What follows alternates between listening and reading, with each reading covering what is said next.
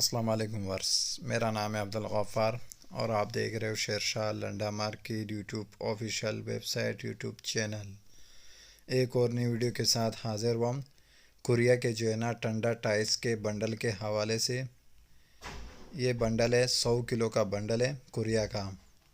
और इसमें जो है ना सारे आपको टंडा टाइल्स मिलेगा। टंडा गर्मियों के टाइल्स मिलेंगे आपको।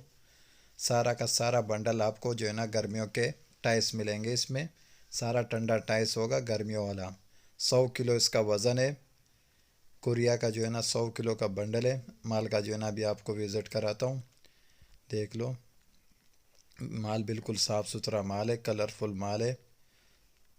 ये देख लो, बिल्कुल कलरफुल माल है। ये सारा बंडल पड़े हुए, ये देख लो। 100 किलो का बंडल है और कुरिया का जो है ना ये बंडल है कुरिया के कंपनी के। और टंडा टाइल्स मिलेगा आपको। सारे गर्मियों वाले जो है ना आपको टाइल्स मिलेंगे गर्मियों के स्टफ़ के।